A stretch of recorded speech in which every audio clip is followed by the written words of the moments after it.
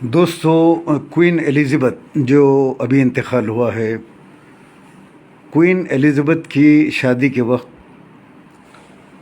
निज़ाम ने एक 300 डायमंड लगा हुआ नेकलेस गिफ्ट किया हैदराबाद दक्खन से। दुनिया की सबसे पावरफुल शहज़ादी समझो, इंग्लैंड की। आधी दुनिया पे अंग्रेज़ों की हुकूमत थी। शादी के दिन वो नेकलेस पहनी निज़ाम का। अंग्रेज़ जो यहाँ से चोरी करके लेके गए, लूट के लेके गए सब, उसमें एक कोहिनूर हीरा लेके गए जो दुनिया का सबसे बड़ा हीरा है। वो मलिका क्वीन के ताज में लगा हुआ है, अभी भी लगा हुआ है।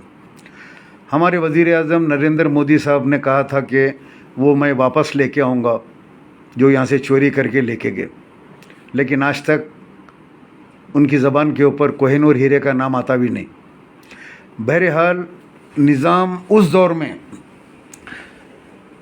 236 यानी 236 बिलियन डॉलर्स के मालिक थे। यानी अंबानी अडानी के सर के 250 को जो है ख़रीद की जेब में रख सकते थे, इतना पैसा था आपके पास। 236 बिलियन डॉलर्स। टाइम मैगज़ीन के फ्रंट पेज पे जो है आपकी फ़ोटो आई थी निज़ाम की, जिसमें लिखा था 1937 में, फरवरी 1937, टाइम मैगज़ीन के फ्रंट पेज पे कि दुनिया के सबसे अमीर तरीन शख्स, 1948 तक भी दुनिया के सबसे अमीर तरीन शख्स निज़ाम 7, दुनिया के, पूरी दुनिया के। और आपकी ज़िंदगी बड़ी सादा थी, फटे कपड़ों में रहते थे, एक कंबल लेके सोते थे, जिसके पास हीरे जवाहरात, यानी ऐसे ऐसे हीरे जवाहरात थे जिसका कोई अंदाज़ा नहीं लगा सकता। वो फटे पुराने कपड़ों के अंदर दुर्वेशों की जैसी एक ज़िंदगी गुजारते थे निज़ाम। और आपके दरबार के अंदर हिंदू मुसलमान सभी थे। वज़ीर आज़म हिंदू थे आपके अतराफ़ मुसलमानों के साथ हिंदू भी बैठते थे, उनको भी ओहदे दिए गए थे, काम करते थे वो लोग भी गवर्नमेंट का। बहरहाल आज के जो फ़िरक़ा परस्त हिंदू हैं, ये आरएसएस की सोच के, ये लोग अंग्रेज़ों का दौर नहीं बोल रहे हैं। 200 साल अंग्रेज़ क्या लूट के लेके गए हमारे मुल्क से, सब लूट के जाके वहाँ पे उन्होंने तरक्की कर ली और एक सुपर पावर बन गए वो लोग। नाटो मेंबर बन गए, आज न्यूक्लियर बम बना लिया उन्होंने। कहाँ से कहाँ चले गए वो लोग, हिंदुस्तान का पूरा लूटा हुआ माल लेके चले गए। लेकिन मुस्लिम हुक्मरान, चाहे वो मुग़लिया सल्तनत हो, कुली कुतुब शाह हो, आसिफ जाही हो, इन लोगों ने यहाँ से पैसा यहाँ से लेके कुछ नहीं गया। यहाँ की चीज़ यहीं पे तामीर की। आज लोग देखने को आते हैं ताजमहल, कुतुब मीनार, और जो है आपके जो है दिल्ली फोर्ट, आगरा फोर्ट, चार मीनार, सालार जंग म्यूज़ियम, ये तमाम चीज़ें देखने लोग बाहर से आते हैं।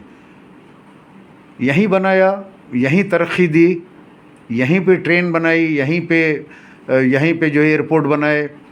जो नई नई तरक्की आती गई दुनिया के अंदर, यहीं की और यहीं दफन हुए। लेकिन 200 साल के अंदर कौन से अंग्रेज़ों के और कौन सी रानियों के यहाँ पे मकबरे या ख़बर है इनकी, आप बताइए मुझे।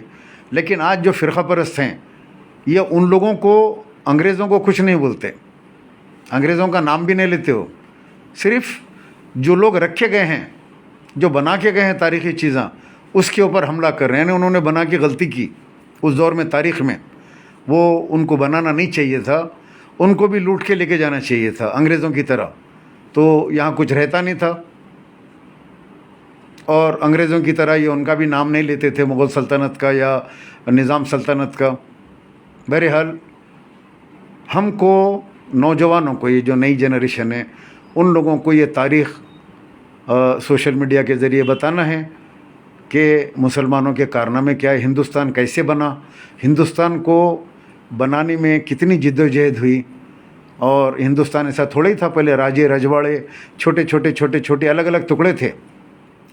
یہی لوگ آئے باہر سے، ان لوگوں نے ہندوستان کو ایک ہندوستان بنایا.